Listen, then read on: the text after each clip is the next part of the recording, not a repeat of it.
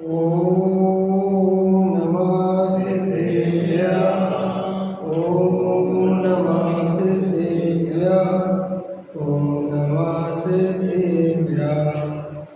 मंगलमय मंगलकरण वीतराग विज्ञान नमो तार जाते भई अरहंतादिमान कर मंगल कर ओम ग्रंथ करन के काज जाते मिले समाज सब पावे निज बदला शिव उपाय करते प्रथम कारण मंगल रूप विघ्न विनाशक सुख करन नमो शुद्ध शिव रूप संतप्त मानस जिनके गुणों के गान में वे वर्तमान महान जिन विचरे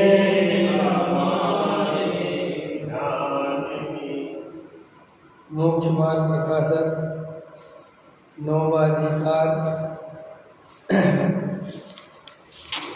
तत्वार्थ साथ ही क्यों। पृष्ठ क्रमांक 318। प्रश्न था विपरीत अभिनिवेश रहित श्रद्धान करना कहा है, सो प्रयोजन क्या है। ठीक है ना। ये विपरीत अभिनिवेश क्या होता है। विपरीत अभिप्राय थोड़ा कम करना। विपरीत अभिनिवेश माने विपरीत अभिप्राय। और इस पर अपन ने चर्चा की थी जो अपना अंदर का परिणाम है, जो अंदर का श्रद्धान है, वो अपने को वर्तमान के जो क्षणिक परिणाम हैं या जो अपनी बाहरी क्रियाएं हैं इनसे पकड़ में नहीं आता अपने को। और अपन हमेशा अपने को चेक करते रहते हैं परिणाम और क्रिया से।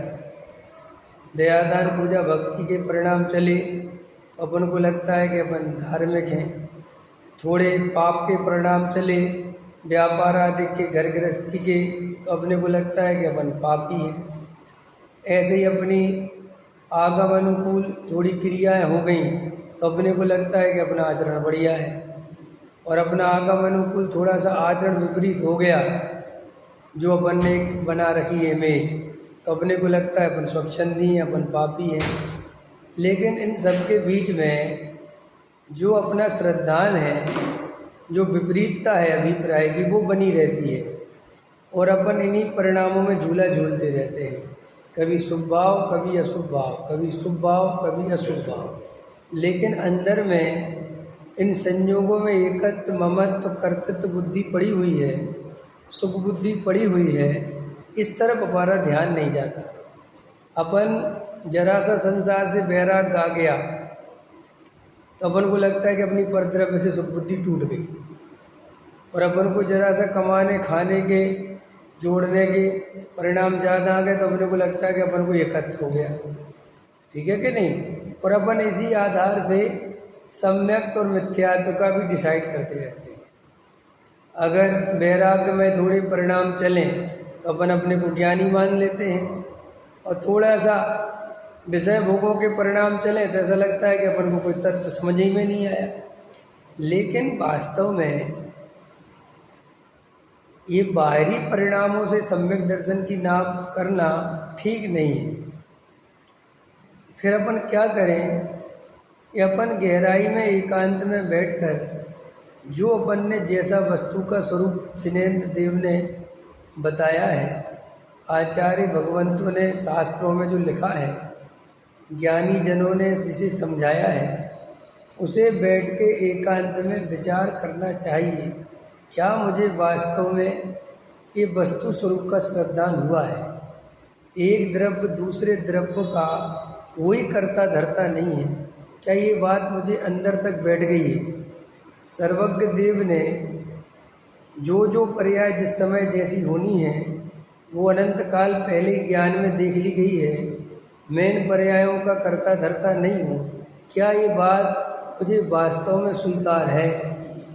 क्या मुझे ये जो संयोग हैं, ये जो देह है, ये नाम कर्म के निमित्त से चलेगी, ये मेरे करने धरने से इसका कुछ नहीं है। क्या ये वास्तव में मेरे अंदर बात स्वीकार है? ऐसे 8 कर्मों का लगाओ, आयु कर्म का लगाओ, मोहिनी वेदनी आयु सब लगाओ। और जब गहराई में जाके रोज ऐसे अपन तत्व विचार में उतरेंगे तब थोड़ी थोड़ी सच्चाई हमें अपने बारे में समझने को मिलेगी कि हम वास्तव में हमारी स्थिति क्या है। हाँ, ये बाहर से वैराग ओढ़ लेना या कभी प्रतिकूलताओं में वैराग गा जाना, अपने अनुकूल परिणमन नहीं होना इसलिए वैराग गा गया, वो कोई वास्तव में वैराग्य फैराग्य नहीं है। वो तो ऐसा है कि आदमी बूढ़ा हो गया, अब इंद्रियां शिथिल पड़ गई, अब कुछ काम नहीं कर सकता, तो बस उसको ये धर्म सहारा दिखता है। तो वो सोचता है कि चलो जी कोई कुछ नहीं है, सब देख लिया, संसार सब असार है, कुछ नहीं रखा, खूब कमा के देख लिया ना पैसा। लेकिन इन बातों से आत्मा का कोई लेना देना नहीं। आप इन बातों को बड़ा धर्म समझते हो तो आप बहुत बड़े भ्रम में हो, क्योंकि ये आप अकेले नहीं हो दुनिया के। बुढ़ापे में 90% आदमी वो जिस भी जाति पंथ संप्रदाय का हो वो अपने मंदिर मस्जिद, अपने गुरुद्वारे चर्च जाने लगता है। उसे पूछो कि क्यों, क्या बुढ़ापा है? अब बाहर में तो कुछ बचा नहीं, तो उसको यही दिखता है कि क्या पता ये भगवान हो यार, कोई स्वर्ग नरक का चक्कर हो, तो भाई साहब यहीं जाके माथा टेक लो, थोड़ी ये धर्म की 2 बातें सुन लो, क्या पता बहुत सुधर। इतनी सी बात है, और घर में कोई सुनता नहीं, घर में कोई इज्जत करता नहीं। तो यहाँ आ जाते हैं, 2-4 आदमी मिल जाते हैं, थोड़ा राग बाग की पूर्ति हो जाती है, समय कट जाता है कि नहीं? घर में तो कोई बाबूजी कहने वाला है नहीं, यहीं कोई बाबूजी कह देता है ना? तो ये अपने को कभी भी धर्म का भ्रम नहीं पालना चाहिए। कभी भी अपने को ये नहीं मानना चाहिए कि हम धर्म के क्षेत्र में, ये कोई धर्म भ्रम नहीं है।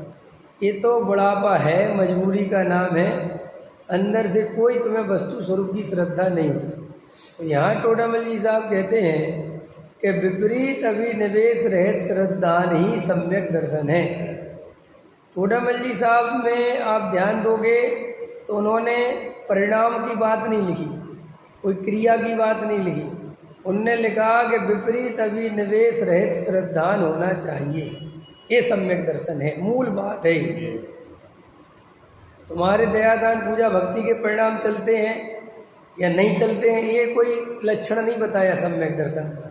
और ये दयादान पूजा भक्ति के परिणामों को लक्षण समझना भी नहीं चाहिए सम्यक दर्शन का, क्योंकि ये दयादान पूजा भक्ति के परिणामों को सम्यक दर्शन का लक्षण समझने से बहुत विपरीतता होती है। समझ में आया?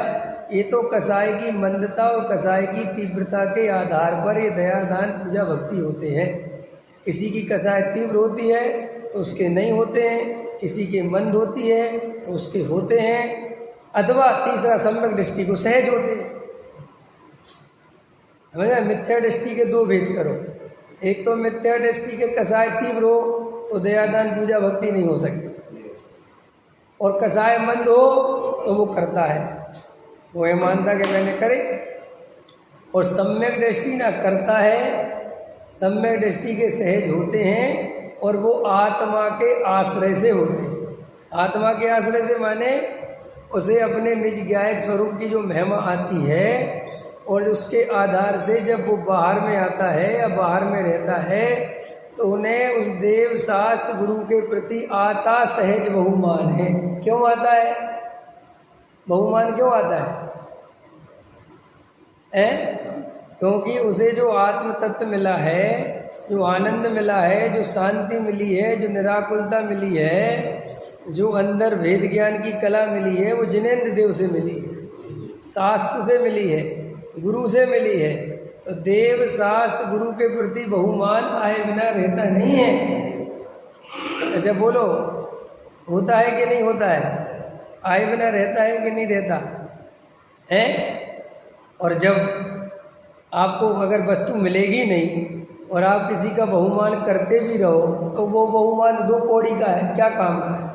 अपन 99% लोग जितने भी धार्मिक लोग हैं वे भगवान की पूजा भय और लालच से करते हैं। उन्हें भगवान का बहुमान आते, बहुमान करते क्या? बहुमान माने अब तिरुपति बालाजी पे लोग सर मुड़ा रहे हैं तो वो कहे साहब भगवान का बहुमान है, को तो लालची है। उसे तो किसी ने ये बता दिया कि यहाँ पे सर मुड़ा दोगे और तिरुपति बालाजी को कुछ दे दोगे तो तुम्हारे घर भर जाएगा। तो उसको भगवान का बहुमान है कि धन का बहुमान है? बोलो।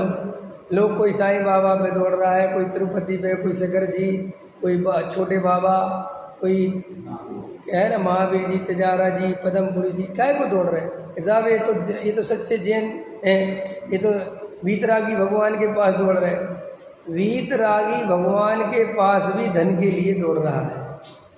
तो धन की महिमा हुई कि भगवान की महिमा हुई? बोलो। इसलिए ये बहुमान नहीं है, ये कोई धर्म नहीं है, ये कोई भगवान की भक्ति नहीं, ये तो व्यापारीकरण है कि हम तुम्हारी पूजा करेंगे तुम हमारे काम बना देना। तो फिर जो सच्ची पूजा भक्ति है, जिसे वास्तव में पूजा भक्ति कहते हैं, वो तो ज्ञानी को होती है, क्योंकि ज्ञानी का भगवान के प्रति सांसारिक कोई भी प्रयोजन नहीं है। और मोक्ष मार्ग बताया है, अपना स्वरूप समझ में आ गया है, इसके कारण उनके प्रति बहुमान आता है।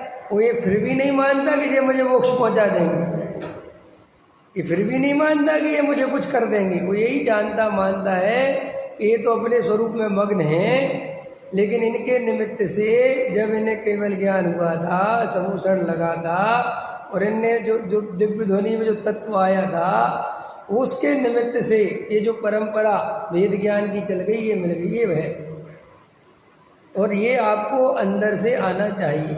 और ये आपको कब तक नहीं आ सकता? जब तक हमें अपनी आत्मा की महिमा नहीं आएगी, जब तक हमें अपने स्वरूप की श्रद्धा नहीं होगी, तब तक हमें देव शास्त्र गुरु की भक्ति कर नहीं पाएंगे। इसलिए मैं कहता हूँ, भक्ति करने वाला भले एक हो लेकिन सच्चा हो। 100 भक्ति करने वालों से क्या होगा? एक सम्यक दृष्टि धर्मात्मा हो। आज लोग कहते हैं कि तत्व प्रचार प्रसार करो, ये करो, वो करो। मैं कहता हूँ तत्व प्रचार प्रसार कम हो जाए चलेगा, लेकिन सच्चा हो, ईमानदारी का हो और उसमें दम हो। समझ में आया कि नहीं आया? खाली वो भीड़ इकट्ठी करना, नए युवाओं को जोड़ना, ये जोड़ना, भाई हमारा प्रयोजन ये है, हम तो अपना मूल तत्व ज्ञान करेंगे। अब आजकल इतने समझौते कर रहे हैं, मैं इतने वीडियो देखता हूँ, अपनी मुमुक्षु डांस करवा रहे हैं, नृत्य चल रहे हैं, खूब धमाधम हो रही है। काय के नाम पर? प्रभावना के नाम पर। और उनसे कहो कि ये सब क्या करवा रहे हैं, तो पता क्या कहते? नए बच्चों को कैसे लगाएं? नए बच्चों को कुछ लालच तो देना पड़ेगा, उनके मन का तो करना पड़ेगा, न वो आएंगे कैसे? लेकिन आपको पता है ये बिल्कुल वैसे ही है, बिल्ली को निकालने के चक्कर में ऊँट घुसा लिया। इन बातों से मुमुक्षु समाज को सावधान रहना चाहिए। देखो भाई, हमारे पास समय सार है, हमारे पास मोक्ष मार्ग प्रकाशक है, हमारे पास वीतरागी तत्व ज्ञान है। तुम्हें ये जमता हो तो सुनो, नहीं जमता हो तो भैया घर जाओ। हम तुम्हारे अब विद्वान ही नाच रहे आजकल, दूसरों को नाचने बुलाया था, वे विद्वान ही खुद ही नाच रहे हैं, वे खुद ही रंगमा कर रहे हैं। अब उनसे कहो हो क्या रहा है, तो वो कहते आपको कुछ पता ही नहीं है, तुम्हारे जैसे लोग अगर आ जाएं तो ये समाज चलेगा ही नहीं। अरे मैंने कहा अपन समाज चलाने के लिए मुमुक्षु बने कि आत्मकल्याण करने के लिए मुमुक्षु बने? अब एक जो नई बीमारी पैदा हुई, मुमुक्षु समाज। ये क्या होता है समाज? मेरे को समझ में, अरे समाज माने संसार। एक बात आओ, अपन समाज से छटछटू के वो समाज को छोड़ के ही तो आए हैं। यहाँ कोई समाज बनाने के लिए आए हैं क्या? एक समाज छोड़ा नहीं, एक दूसरा समाज पैदा कर लिया। और अब मुमुक्षु समाज कंप्लीट सकते हैं, हमारा मुमुक्षु समाज। अरे क्या मुमुक्षु समाज भाई? सिद्धों का कोई समाज होता है क्या? अरहंतों का कोई समाज होता है क्या? एक सिद्ध दूसरे सिद्ध की चिंता करते हैं? करे कोई सिद्ध? एक अरहंत दूसरे अरहंत की चिंता करते हैं क्या? एक मुनिराज दूसरे मुनिराज की चिंता करते हैं? अरे अपने आत्म कल्याण में लगे हुए, उन्हें कुछ लेना देना थोड़े ही। कोई मुनिराज से आके कह दे कि फला साधु ऐसे करे तो करे, भैया हम क्या करें? कि नहीं आपकी कोई नैतिक जिम्मेदारी, हमारी कोई जिम्मेदारी, हम सब जिम्मेदारी छोड़ के आए हैं। साहब समाज गलत जाए चला जाए, कल जाता था आज चला जाए। हम समाज, अरे हमने घर परिवार अनुमति त्याग प्रतिमा हमने तभी ले ली थी कि आज से हमारी बात ही खत्म, तुम जो करना करो, हमारा क्या मतलब है। घर बेचना हो बेचो और रखना हो रखो।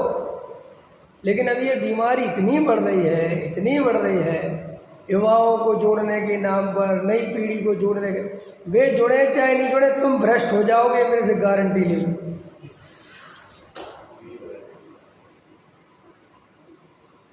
वे उनका क्या होगा, वो कुछ नहीं होता।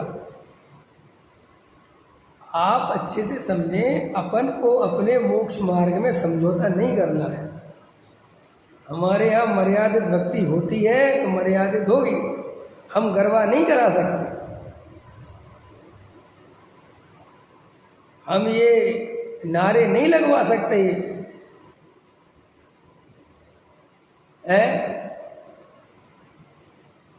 ये सब अपने को समझना चाहिए। ये आज दिन पर दिन ये विद्वान ऐसे हो रहे हैं कि इनको एक तो एक ही धंधा दे रखा है, सैलरी सी बात की देते हैं कि जोड़ो, नए लोग जोड़ो। वो टारगेट सा दे देते ना लोग, ये क्या होते, सेल्समैन होते ना, कि भाई इतना बेचोगे तो इतने %, इतना बेचोगे तो इतना %। ऐसे ये कई विद्वानों को काम दे दिया है 24 घंटे का, तुम लगे रहो प्रचार प्रसार में, जैसे बने वैसे करो, जितना पैसा चाहिए हम देंगे। अरे लेकिन पैसे से प्रभावना नहीं होती है। प्रभावना करने वाला ज्ञानी धर्मात्मा हो तो होती है। ये 10-20 विद्वान खरीद लो और उनकी जेब में भर दो, उनको जाओ करो प्रचार प्रसार, इसको तुम प्रभावना मत समझो। ये कोई निर्दोष प्रभावना, सच्ची प्रभावना जिन शासन की नहीं है। जिन शासन की प्रभावना ज्ञानी धर्मात्मा ही कर सकते हैं। और ज्ञानी धर्मात्मा माने जो गंभीर है मोक्ष मार्ग के प्रति, जिनके अंदर चिंतन, वेद ज्ञान, मूल तत्व ज्ञान की धारा चलती है। ये नाचने कूदने, अब ठीक है चलो जी नाच लो, पहले गरबा कर लो, चलो जी अब जिनवाणी विराजमान कर लो, अब प्रवचन होगा, पहले गरबा करवा लो, फिर समय सार समझा लो, और फिर समय सार होने के बाद फिर गरबा करवा लो। क्या होने वाला है भाई साहब? इस समय सार का मर्म जिंदगी में समझ पाएगा? पहले गरबा बाद में गरबा, बीच में समय सार तो डूब ही जाएगा, गरबा ही गरबा रह जाएगा। अब हो रहे हैं कि नहीं हो रहे हैं? यही गुरुदेव श्री के मार्ग में चलने वाले। 7 बजे भक्ति करो, खूब नाचो कूदो, 8 बजे जी स्वाध्याय होगा। हम ये नहीं कह रहे कि भक्ति मत करो, लेकिन हमारे यहाँ जो भक्ति की मर्यादाएं थीं, तो शांत चित्त होकर बढ़िया पुराने भजन शांति से गाओ, कोई नाच कूद नहीं करना, कोई गाने नहीं बजवाने, कोई म्यूजिक नहीं चलवाना। अच्छी भक्ति करो, उनमें डूबो उस भक्ति में, ताकि उससे वो रस आत्मा का परिपाक हो। फिर जाके वो समय सार की क्लास सुनो, ताकि वो भेद ज्ञान की कला और अंदर हृदय में जाए। और फिर अपने अपने घर जाओ, फिर अपना चिंतन मनन करो। ये थोड़े कि यहाँ समय सार हुआ नहीं, समय सार की चौथी गाथा सुनाई नहीं, 7वीं 6वीं सुनाई नहीं, ओ आ भगवान आत्मा प्रमत्त नहीं, आ प्रमत्त नहीं, बस एक क्या एक भाव है। एक गाथा इतनी मार्मिक चली। और जावाणी के ज्ञान थे सूझे लोका लोग, जावाणी के ज्ञान थे सूझे लोका लोग, सो वाणी मस्तक नमो, और जिन जिंदगी निज में बताई। हाँ जी, अभी हमने समय सार का बहुत बढ़िया स्वाध्याय सुना, आइए हम चलते हैं। कहाँ ले जा रहे भाई साहब? है वो सारा उसका ट्रैक ही चेंज हो गया। जो तुमने 1 घंटे में जो उसे समझाया था, वो तो सब साफ तुमने खुद ही कर दिया, वो तो बाद में साफ करता, तुमने वहीं के वहीं कर दिया। और ये धमाधम हो रही है कि नहीं हो रही? मैं आपसे अन्यथा नहीं लो, हो रही कि नहीं हो रही? अभी मेरे प्रवचन ये सबको बुरे लगते हैं। अब मैं तुम्हारे सामने, अब मेरे को क्या करे? तो एक तो तुम वीडियो डालते हो, उसमें वो दिख जाते हैं सामने, फिर देखते हैं कि ये क्या कर रहे हैं, और दूसरे लोग करते तो कोई विकल्प नहीं आता। ये अपने शास्त्री विद्वान, अपनी संस्थाएं, अपने ही लोग, ये जो मोक्षु समाज में आजकल जो एक दौड़ लग गई है कार्यक्रम कराने की और शिविर लगाने की, इनसे हमें बचना चाहिए। अगर पूज्य गुरुदेव श्री या डॉक्टर साहब या उगल बाबू जी या जो भी अच्छे अच्छे बढ़िया बढ़िया हमारे ज्ञानी धर्मात्मा हुए, अगर ये सब लोग इसी तरह के कार्यक्रम करवाते और इन्वॉल्वमेंट रखते तो ये मूल तत्व ज्ञान रह जाता। आज ऐसी स्थिति बन रही है कि अब अभी ये समझ में नहीं आता कि ये मोक्षों का कार्यक्रम हो रहा है कि महाराजों का हो रहा है। अब अंतर ढूंढना मुश्किल हो रहा है। बस आत्मा शब्द सुनाई देता है, धुन वही, तर्ज वही, राग वही, बजाना वही, नाचना वही। बस वे तो कहते हैं ओ मेरे सर पे रख दे बाबा अपने ये दोनों हाथ, वो ये गाते हैं और ये गाते हैं, इसीलिए प्रभु रखे लिए अपने हाथों पे हाथ। धुन वही, झूमना वही, नाचना वही, बस भजन के शब्द चेंज कर दियो, बस हो गया तुम्हारा धर्म, हो गया तुम मोक्ष है। क्यों? समझ में आ रही कि नहीं आया? कोई नहीं दे सकता किसी का साथ, इसीलिए रख लिया। कौन सुन रहा है वो तुम्हारा? सबको नाचने कूदने से फुर्सत हो तब तो। याद है सुनील जी, भजनों के शब्द बदलने से कुछ नहीं होता, उसकी तर्ज तो वो ही याद आती है। याद है कि नहीं? हम अगर वीरवाणी पे श्रद्धा करें, ज्ञान के दीप जलते चले जाएंगे। अब ये तुम याद रखना, ये गाओगे, ये तुम्हें ये याद नहीं आएगा, तुम अगर साथ देने का वादा करो वो याद आएगा, क्योंकि वो तुम्हारा ज़्यादा अंदर भरा पड़ा है, वो वही जाएगा। और फिर उस पर बजाओ और फिर उस पर नाचो, तो बचा क्या?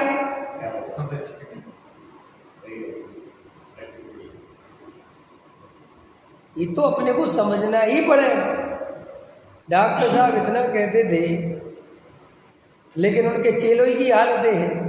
डॉक्टर साहब इतना कहते थे कि भैया आध्यात्मिक भजन गाओ, ये नाचना कूदना मत करो, ना अपना इस स्वाध्याय का जो अपन ने इतना बड़ा सब कुछ खड़ा किया है, ये सब ढह जाएगा। और जब तक वे रहे तो 50% चल रहा था, अब उनके जाति सब 100%। समझ में आया कि नहीं? अब तो खूब करो, कौन किसको रोक रहा है? समझ में आया? क्यों? वे तो ये कहते थे, आत्म अनुभव आवे जब निज, आत्म अनुभव आवे और कछु न सुहावे जब निज। अब ये भजन गाने थे और अपन यही भजन गाने के अधिकारी हैं अगर अपन समय सार पढ़ते हैं तो। अपन रंगमा करने वाले नहीं गा सकते, ये अपन रंगारंग भजन नहीं गा सकते। अब आजकल ये भजन संध्या का चलन आ गया,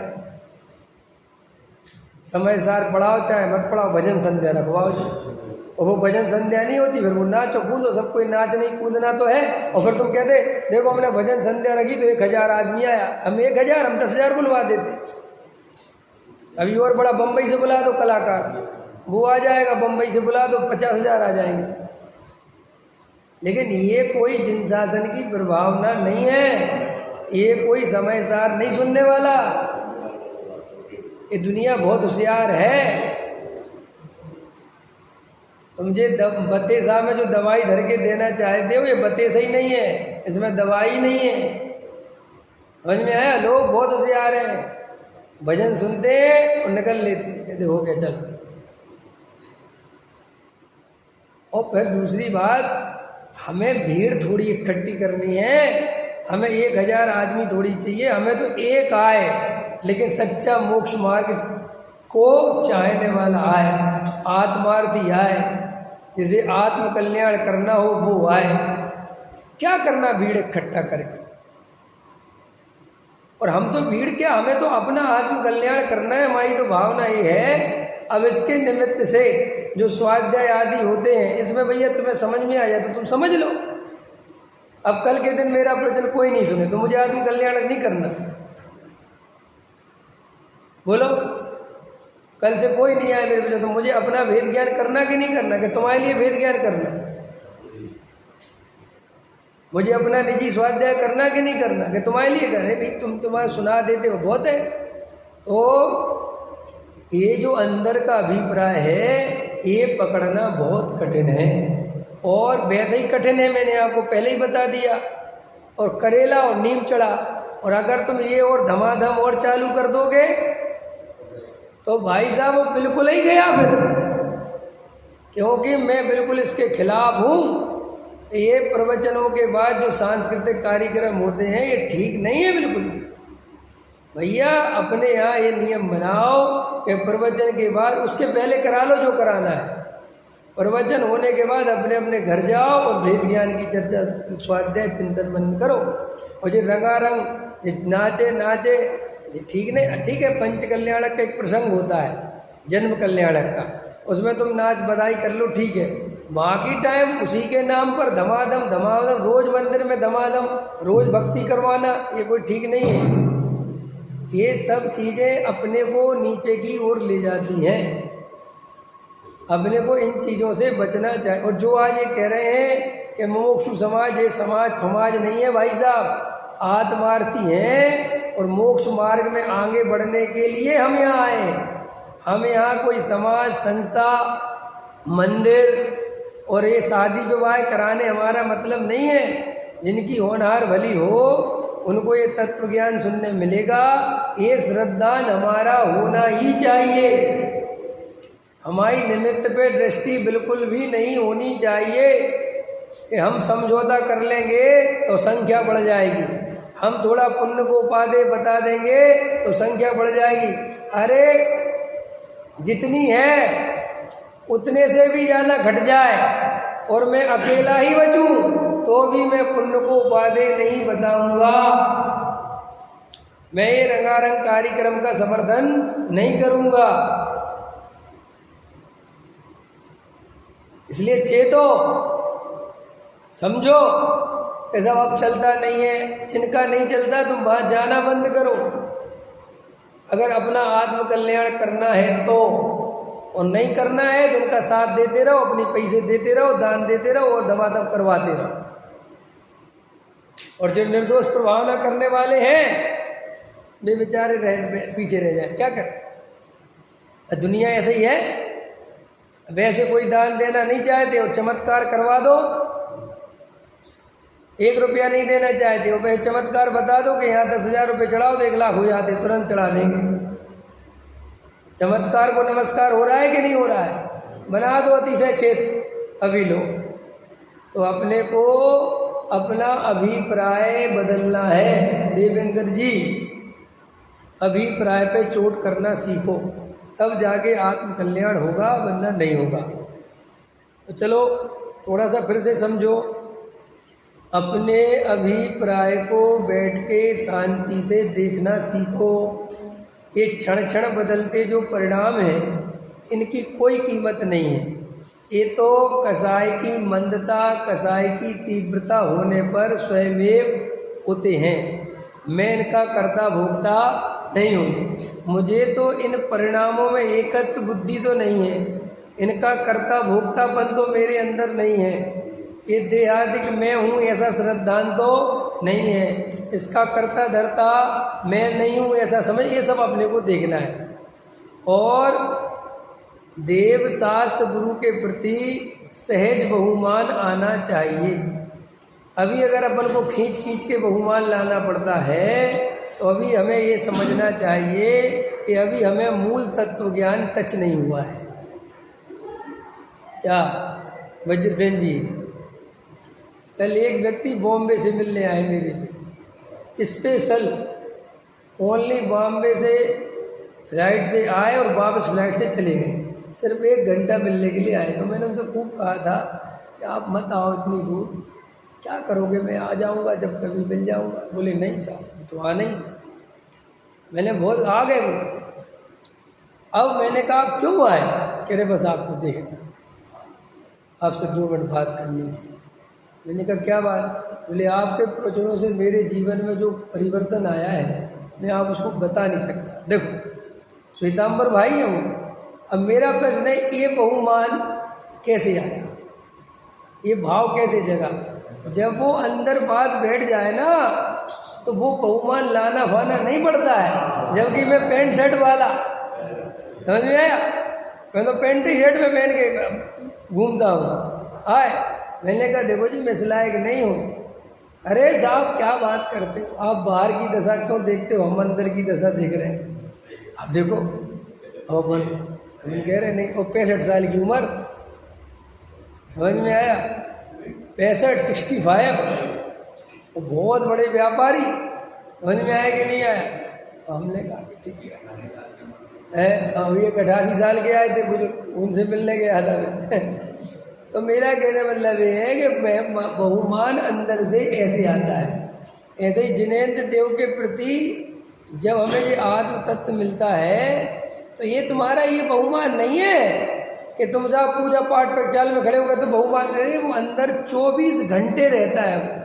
भगवान के प्रति 24 घंटे भक्ति रहती ज्ञानी की, चाहे वो व्यापार करे, चाहे धंधा करे, चाहे कहीं रहे, वो अंदर रहता ही है उनके प्रति वो, क्योंकि वो आत्मा और जिनेंद्र देव में अन्वय व्याप्ति घटित होती है।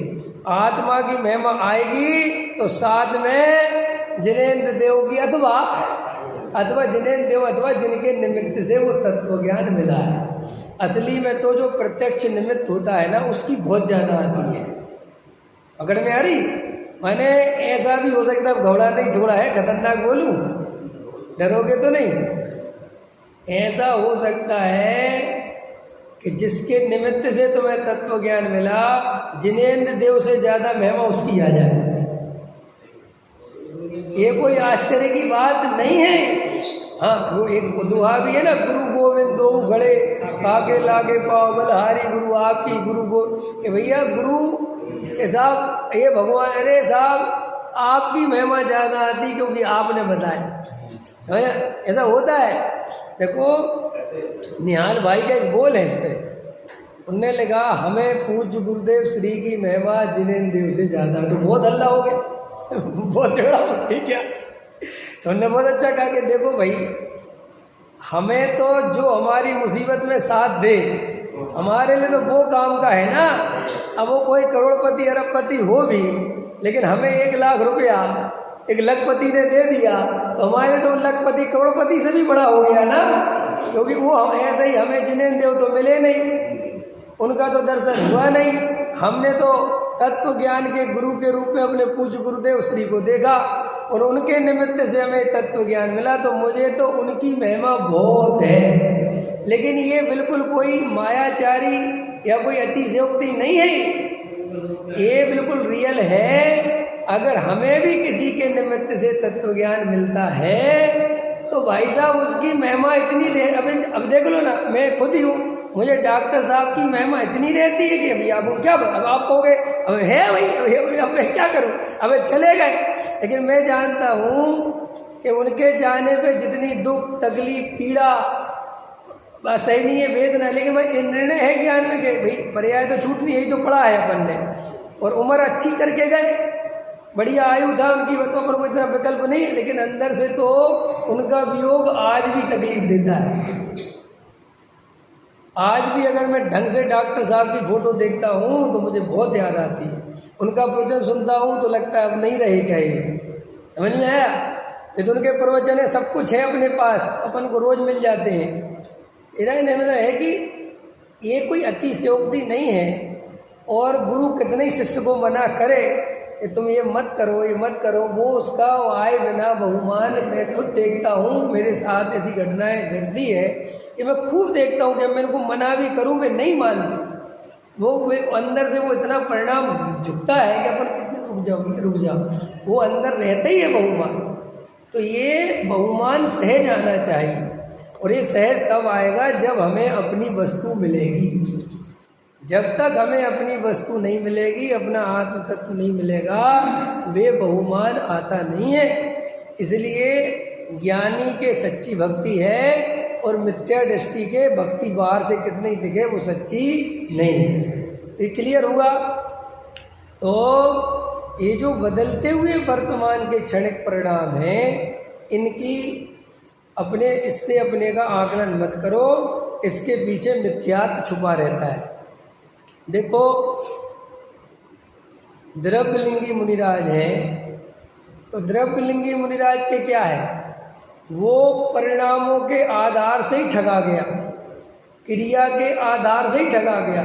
क्योंकि क्रिया नंबर 1, परिणाम उत्कृष्ट नंबर 1 उस जाति के शुभ भाव के रूप में, तो वो उन परिणामों में, उन क्रियाओं में इतना बेहोश रहता है कि उसे ऐसा लगता है कि मेरे से बड़ा धार्मिक कोई व्यक्ति नहीं है। तो और वो अंदर में अभिप्राय जो उन परिणामों में कर्तृत्व है, ये परिणाम मैंने करे है। अभी वर्ल्ड कप जीत गई ना इंडिया, तो देखो और रोहित ने क्या बयान दिया, उसने कहा कि साहब आपने बहुत मेहनत करी। तो उसने क्या जवाब दिया, कोई मेहनत नहीं है, सब निश्चित है। ये जीतना ही था पहले, बस हमें और तुम्हें पता नहीं था। ये पहले ही देख लिया गया था कि मुझे जीतना है, समझ में आया, इसलिए जीता हूँ। मैंने खूब देख लिया, अपने करने से कुछ नहीं होता। ये खिलाड़ी कह रहा, जो रात और दिन प्रैक्टिस करते हैं, वो ये कह रहा कि हमारे जीतने से नहीं जीते। फिर दूसरे से पूछा, जिसने रन बनाए, उससे पूछा कि आप क्या कहना चाहते हो। बोले बिल्कुल यही कहना चाहता हूँ कि मैंने देख लिया, मैं रन बनाने वाला नहीं हूँ। जब बनने होते हैं बनते हैं, और जब नहीं बनने नहीं बनते। इसलिए आज से मुझे अहंकार बिल्कुल भी नहीं रहा। तो बोले साहब, बोले इसलिए मैंने आज इतने रन बनाए, तो मैंने ऐसा सिर ऊंचा नहीं किया, बल्ला नहीं उठाया, गर्दन नीची कर ली। मैंने कहा मेरा कुछ भी नहीं है। ये तो ये कह रहे हैं, भान नहीं है, जिसको इसका भान नहीं है पूरी तरह। एक पक्ष पढ़ के बेचारे इतनी उनको बात और देखो, ये है जैन धर्म का मर्म ऐसा, प्रैक्टिस में कमी नहीं और श्रद्धा में कमी नहीं। ऐसे ही तुम्हारे पुरुषार्थ में कमी नहीं आनी चाहिए, और श्रद्धा पूरा ये होना चाहिए कि मैं करता धरता नहीं। आलसी हुए तो भी गए काम से, और पुरुषार्थ के नाम पे कर्तृत्व का पोषण किया तो भी गए नाम से। बोलो, दोनों बातें कर सकते हो कि नहीं? पुरुषार्थ में कमी नहीं और कर्तृत्व का अंश नहीं। तत्व विचार रोज करेंगे और निर्णय ये रखेंगे कि पर्याय जब आती है तब आती है। बोलो, है मंजूर? ये है मोक्ष मार्ग, ये सच्चा मोक्ष मार्ग है। और ये अंदर से आवाज आनी चाहिए कि मैंने नहीं बनाए रन, बनने थे बन गए। तुम रोज प्रैक्टिस करते थे, सब होता है, लेकिन मैं करता धरता क्यों? कि मैं रोज प्रैक्टिस करता हूँ तो रोज रन क्यों नहीं बनते? कभी 0 पे आउट हो जाता हूँ, कभी 3 पे, कभी 4 पे, कभी 15 पे, कभी 50 पे। और मज़ेदार बात है, क्रिकेट में तो मैं इतना समझाता हूँ कि उल्टा उल्टा है वो बड़ा क्रिकेट। देखो, क्रिकेट बहुत अच्छा घटित होता है हर जगह। कैसे? देखो, जब उनके पास एक्सपीरियंस नहीं रहता, जब नए नए आते हैं, तब भी इतने रन मारते हैं, ऐसे उठा उठा के मारते हैं कि पूछो मत। समझ में आया कि नहीं? जबकि उसके पास एक्सपीरियंस नहीं है। और जितनी जितनी एक्सपीरियंस बढ़ता है उतनी समस्या बढ़ती है। उतनी समस्या क्या बढ़ती है कि वो उतना ज़्यादा सोच समझ के खेलने लगता है, उतनी ज़्यादा प्लानिंग करने लगता है कि ये वाला खिलाड़ी यहाँ बॉल डालता है, ये वाला यहाँ डालता है, जब ये वाला ओवर आएगा तो मुझे इसके में नहीं मारना। वो जितनी प्लानिंग करता है वो उतने जल्दी आउट होता है। समझ में आया? इसलिए उसे कहते हैं नर्वस 90। कि नर्वस 90 क्या होता है कि 90 रन तो वो फटाफट खींच देता है, लेकिन वो उसको जो सेंचुरी का लालच आया, समझ में आया कि यार अब सेंचुरी हो सकती है, जैसे ये लालच आया और बस वो टुक टुक करना चालू किया और उसी टुक टुक में आउट हो जाता है। फिर उसके मन में ये आता है कि यार इससे तो छक्का ही मार देता। बिल्कुल ऐसे ही धर्म में होता है। जब अपन एकदम लगते हैं ना, नए नए मोक्षु बनते हैं, तब अपना जोश देखने लायक होता है। हट, नहीं चाहिए मान फान बकवास, हट, मुझे आत्म कल्याण करना, ऐसी एकदम जोश से भरी बात है। और ये ग्रंथ और ये स्वाध्याय और ये तत्व विचार और ये लो एकदम चलती परारी। और धीरे धीरे क्या होता है कि वो भाव गिरता है। अब ये ज़्यादा ही शास्त्र पढ़ता है, फिर ये ज़्यादा ही समझदार हो जाता है, और फिर ज़्यादा ही समझदार होते ही वो टुक टुक पे आ जाता है। और फिर अगर उसका समाजीकरण और हो गया, समाजीकरण नहीं कह रहा हूँ, समाजीकरण समाजीकरण और हो गया, सेठ वेठ हुआ और वो थोड़ा मान सम्मान और दे दिया, हो गया, वो लुट गया, खत्म हो गया। तो देखो भाई, इतना भी होश नहीं होना चाहिए कि जोश खो जाए, और इतना भी जोश नहीं होना चाहिए कि होश खो जाए। समझ में आया? ऐसे ही तुम स्वाध्याय तत्व विचार आदि करने बैठो तो ज़्यादा 1.5 अकड़ मत लगाओ, शांत होकर बैठ जाओ। जो पर्याय जब जैसी आनी है मुझे स्वीकार है, और मैं ज्ञान दर्शनमयी तत्व हूँ, ज्ञाता दृष्टा मेरा स्वभाव है, मैं कोई करता धरता नहीं, शांत हो जाओ। आत्मा में गुण है, वो गुण है, ये शक्ति है, वो शक्ति, ज़्यादा बुद्धि मत लगाओ। ज़्यादा बुद्धि लगाओगे तो ये विकल्प जाल में ले जाएगी। समझ में आएगा? शांत होकर बैठो, आनंद से बैठो, श्रद्धान करके बैठो। आना हो अनुभव तो आए, नहीं आना हो तो नहीं आए, मैं तो बैठा हूँ अपनी मौज से। देखो, एक हो गया।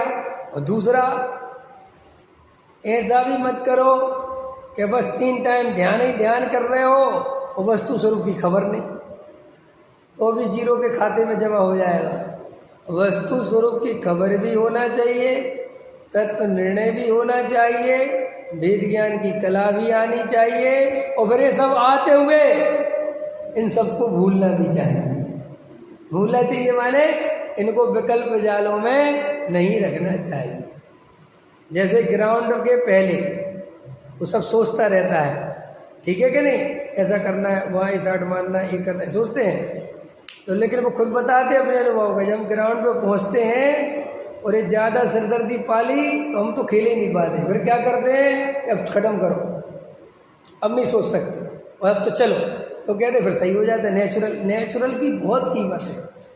आप जितने नेचुरल रहोगे, चाहे प्रकृति के साथ, चाहे जीवन के साथ, चाहे संयोगों के साथ, जितने आप नेचुरल रहोगे, मायाचार से रहित रहोगे, सहज रहोगे, आपके जीवन में उतना विकास और आनंद बढ़ेगा।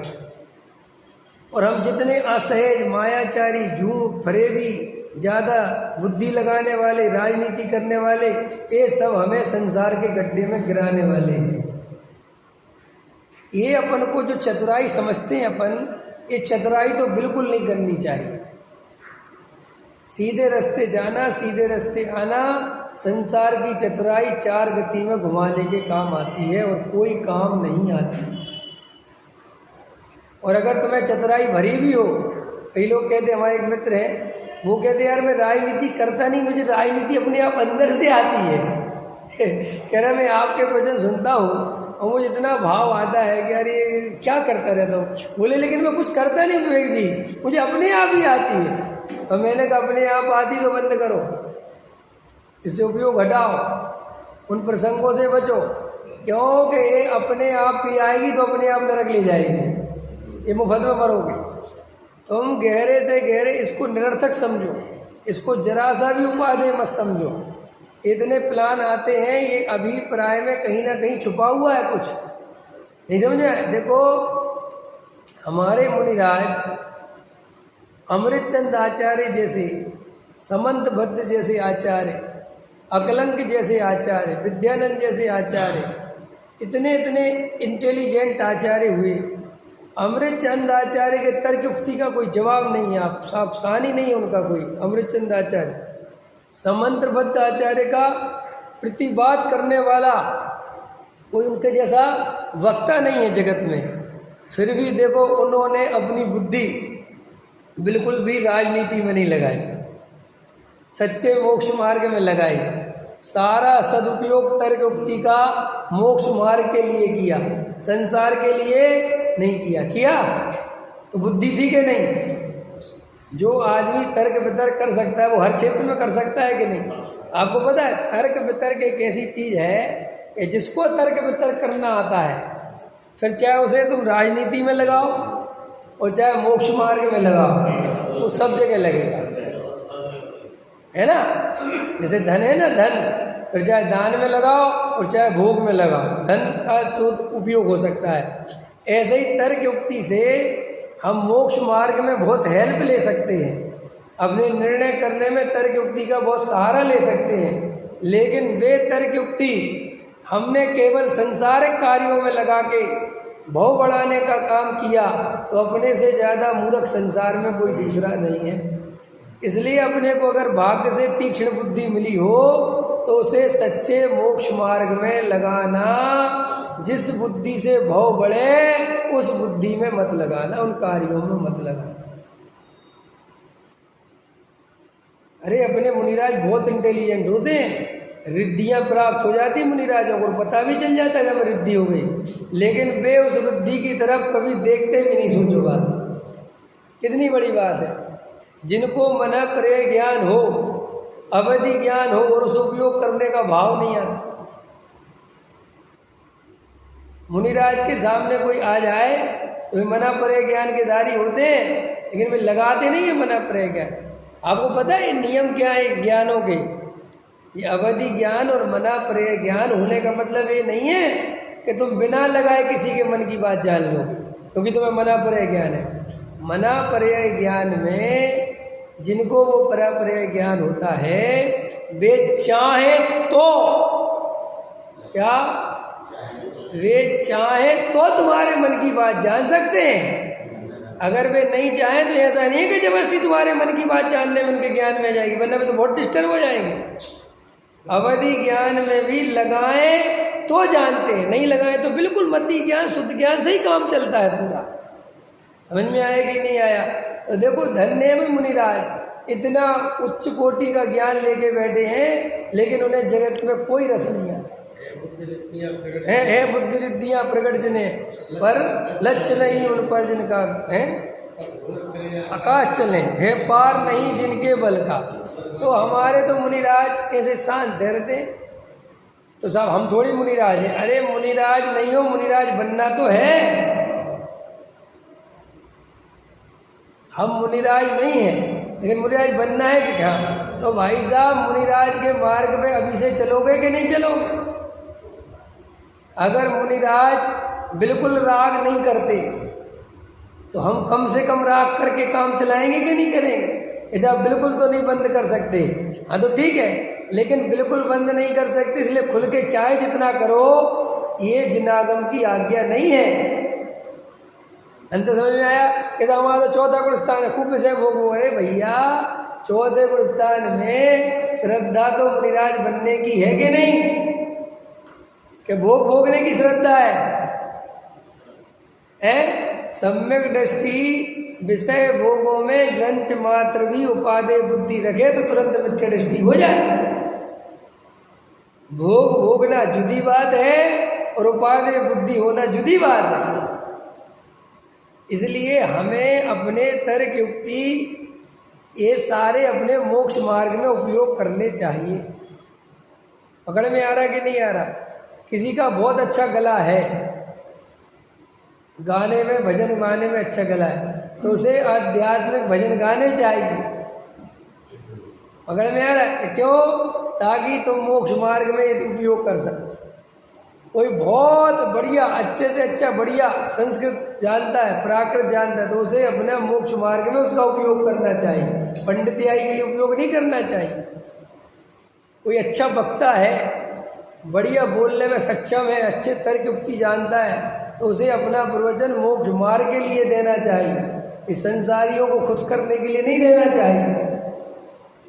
पकड़ में आए कि नहीं आए? देखो दादा कहते थे ना, हम तो महाभाग्यशाली थे कि हम ना वकील बने ना राजनीति में गए। कि क्यों? पछतावा तो नहीं, पछतावा अत्यंत आनंद में है, क्योंकि हमें अपनी क्वालिटी पता है। अगर हम गलती से वकील होते तो सुप्रीम कोर्ट तक पहुंच जाते, क्योंकि हमारे अंदर वो काबिलियत थी। और अगर हम राजनीति में जाते तो सीएम पीएम तक पहुंच जाते, वो काबिलियत थी। सो हमें वो 10-20 साल बन तो जाते सीएम पीएम, लेकिन उसका फल नरक निबोध था। और हमारा तो महाभाग्य से हमें जो पूज्य गुरुदेव श्री का तत्व ज्ञान मिल गया, तो हमें अनंत काल तक सिद्धालय में आनंद से रहना है। इससे ज़्यादा खुशी की बात हमारे लिए क्या होगी? और तुम हमसे कहते हो आपको पछतावा तो नहीं है? कभी कभी होता है ना, कई पंडितों को पछतावा होने लगता है, यार हम इंजीनियर बन गए होते, पंडित से बच गए होते। मूर्ख है नंबर 1 का, तू पंडित बनने लायक ही नहीं था, गलती से बन गया है। जो शास्त्रीय विद्वानों को अपने शास्त्रीय विद्वान होने पर गर्व महसूस नहीं होता, आनंद महसूस नहीं होता, दीनता के भाव गिरते हैं, उन्हें अभी मोक्ष मार्ग समझ में नहीं आया है। न इस दुनिया में सबसे भाग्यशाली कोई है तो वो मैं हूँ, ऐसा भाव हर एक विद्वान के अंदर होना चाहिए। चाहे गरीबी हो और चाहे अमीरी हो। ये तो गरीबी अमीरी पुण्य पाप के खेल है, पंडित बनने से गरीब नहीं है तू। लोगों के दिमाग में क्या, पंडित बन गए इसलिए गरीब है। अरे ऐसा नहीं है, तेरे पुण्य के उदय में इतना ही था, और उल्टा मैं तो कह रहा हूँ इतना भी नहीं था। ये तो तू पंडित विद्वान बन गया तो वो प्रकृतियाँ चेंज हो गई, तो तेरे को बढ़िया रहने खाने मिलने लगा। न तू कर्म तो ऐसा लेके आया था कि तेरे 2 वक्त की रोटी भी नसीब होना मुश्किल था।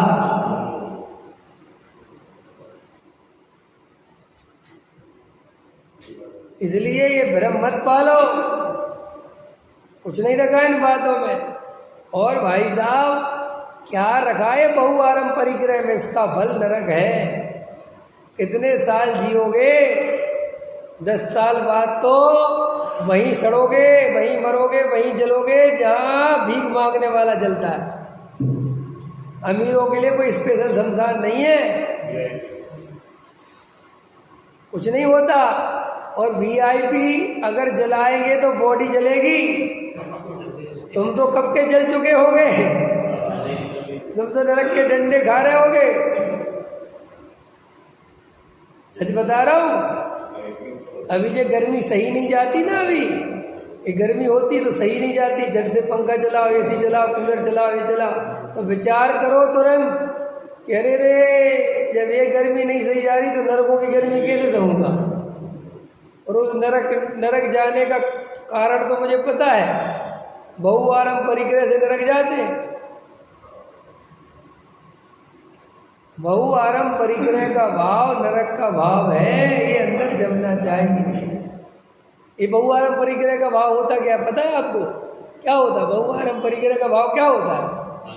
मेरी 10 बिल्डिंग बन जाए, मेरी 10 कोठियाँ बन जाए तो मज़ा आ जाए, मेरी 2 गाड़ियाँ हो जाएं, सब बहुआरम परिग्रह के भाव है। अभी डॉक्टर साहब का मैंने कल प्रवचन डाला था, परसों सुना किसी ने, उसमें क्या लिया कि मुनिराज किसी गुफा में बैठे हो और वहाँ ऐसा भाव आ जावे कि कोई इस गुफा में नहीं आवे, तो आप परिग्रह का भाव आ गया, क्योंकि अधिकार जमा लिया कि इस गुफा के अंदर कोई दूसरा नहीं आना चाहिए। अगर मुनिराज किसी धर्मशाला में रहे और अंदर से कुंडी लगा ले तो वो मंदिर परिग्रह हो गया उनके लिए। कितनी खतरनाक बात थी। अगर मुनिराज मच्छरदानी लगा ले तो परिग्रह हो गया कि मच्छर अंदर नहीं आ सकता, तो तुमने मच्छर के क्षेत्र को बाधित किया। अब बोलो ये है दशा। वो इतने माने जैन दर्शन जैसी गहराई आपको दुनिया में कहीं मिलेगी, इसलिए जैन दर्शन के अलावा कहीं कोई केवली बन नहीं सकता। क्योंकि केवली बनने के लिए जितनी उच्च क्वालिटी की वीतरागता चाहिए, वो उतनी उच्च क्वालिटी की वीतरागता केवल जैन धर्म में संभव है। अन्य मतियों को ये वीतरागता संभव नहीं है। समझ में? अन्य मति के तो बहुत साधु ऐसे होते मच्छर मार देते हैं। समझ में आया कि नहीं आया? या उसकी व्यवस्था करते हैं अथवा कुछ भी करते हैं, तो देखो उस जाति की कहाँ हुई, और मठ बनाते हैं। तो वर्तमान में भी अगर कोई संत साधु ये मठ बनाते हैं, उसमें एकत्व करते हैं, उसके संचालन करते हैं, भले ही वे नग्न दिगंबर हो, वे पूरे परिग्रह वाले हैं, कोई उनका परिग्रह छूटा।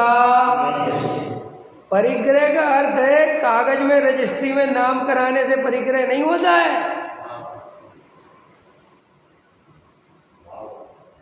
ये मेरा है,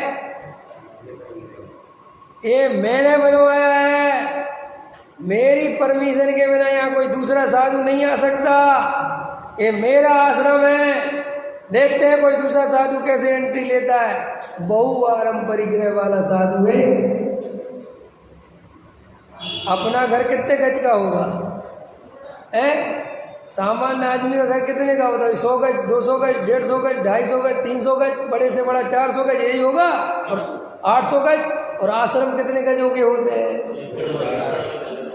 एकड़ों में फैलते हैं। और पता चला कोई साधु आ जाए तो वहाँ की कमेटी करी साहब यहाँ नहीं आ सकते आप। क्यों? कि यहाँ दूसरे साधु का चलता है। तो बोले यार भैया हम क्या करें? तो बोले रुक जाओ, हम परमिशन लेते हैं उनसे। तो फोन करते हैं कि फला साधु आए, एंट्री दे दे क्या? अब बोले वे कहते कि हमारे कोई परिग्रह नहीं है। इतनी दादागिरी चल रही, इससे ज़्यादा और क्या हो सकता है?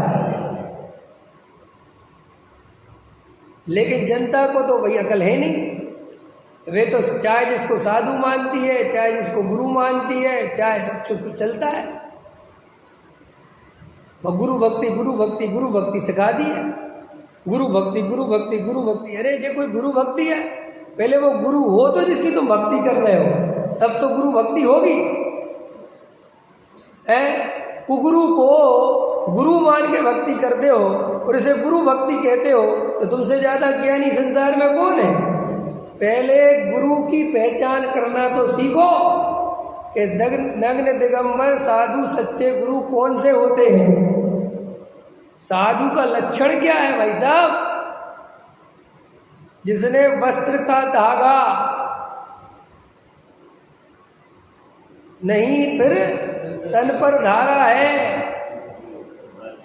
अरे जो एक वस्त्र के धागे में भी अहम बुद्धि नहीं करता, जिसकी वीतरागता जगत प्रसिद्ध हो, जैसे गृहस्थों से, आश्रमों से, समाज से, संघ से कोई राग देश ना हो, वो सच्चा साधु होता है। इतनी तो मोटी पहचान तो आनी चाहिए। जो गाली बकते हो, राग देश की बातें करते हो, मठ संचालन चलाते हो, आश्रम बनवाते हो, उनमें रहते हो, और खूब रात दिन राग देश कसाय करते हुए दिखाई देते हो, गृहीत मिथ्या दृष्टि हो, और जिन शासन के नाम पर गृहीत मिथ्यात्व का पोषण करवाते हो, पारसनाथ को लेने देना वाला बताते हो, वे दिगंबर सच्चे साधु नहीं कहलाते। जो वीतरागता के पोषक हो, जिनकी भाषा में केवल वीतरागता की ही बात निकलती हो, जिन्हें शत्रु मित्र महल मसान अटल सब समान हो, जिनके लिए लंच मात्र भी विकल्प नहीं आवे, भोजन में अंतराय आए तो सहज छोड़ देवे, ना उसके प्रति क्रोध आवे। समझ में आया? तो निरंतर अपने स्वरूप में मग्न हैं, निरंतर वीतरागता के झूले में झूलते हैं, ऐसे सच्चे नग्न दिगंबर मुनिराज ही सच्चे गुरु होते हैं। साहब हमें ऐसे दिखाई नहीं देते, नहीं दिखाई देते तो हम क्या करें, होते ऐसे। समझ में आया कि नहीं आया? अरे डायमंड तो डायमंड होता है। अब तुम जरकन को डायमंड मान लो कि साहब डायमंड तो मिलने से रहा, तो जरकन डायमंड नहीं हो जाएगी है? और क्या होता है, कोई चमकीला पत्थर उठा लो और कहो ये डायमंड है, तो तेरे भ्रम से वो डायमंड नहीं हो जाएगा। ऐसे ही तुम किसी को भी गुरु मान के पूजने लग जाओ तो तुम सोचोगे मेरी गुरु भक्ति हो गई, 3 काल में नहीं होने वाली, क्योंकि उसके लिए गुरु होना भी तो जरूरी है। कि साहब जैन धर्म भाव प्रधान है, बिल्कुल सच्ची बात है, भाव प्रधान है, लेकिन वे भाव होने के लिए वो वस्तु भी तो चाहिए, किसके आधार से भाव कर रहे हो। और अगर भाव ही प्रधान है तो फिर हमसे ज्यादा बढ़िया भाव किसी के नहीं है। पूछो क्यों? क्योंकि हम कहीं जाए में नहीं भाव कर लेते हैं। नहीं समझ में? उसके लिए हमें जाने की जरूरत क्या है? अगर भाव ही से काम चल रहा है? ऐसे मुनि बर देखे बन में, जाके राग देश नहीं मन में। अब मैंने आंख बंद करके और ऐसी मुनिराज की भक्ति करी और मुनिराज के दर्शन कर लिए अपने भावों में, तो मेरी भक्ति हुई कि नहीं हुई? अगर भावों से भक्ति की बात है तो है। तरुतल नदी के किनारे वो तो ध्यान रहे ध्यानन में, मैंने ऐसे तो कर सकता हूं ना मैं। अगर तुम भावों की बात करते हो तो, और अगर द्रव्य से बात करते हो तो भाई साहब द्रव्य से जब तुम कह रहे सही नहीं है तो हम क्या कर सकते हैं? हाँ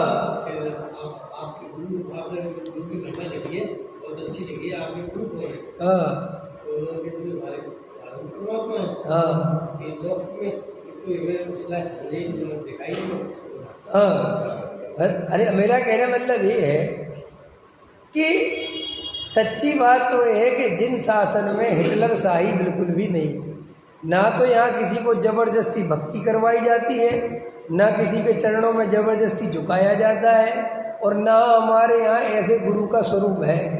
अरे हमारे यहाँ तो मुनिराज अपने स्वरूप में मग्न हैं। कोई नमस्कार करे तो, नहीं करे तो, गाली दे तो, प्रशंसा करे तो, उन्हें सब बराबर है।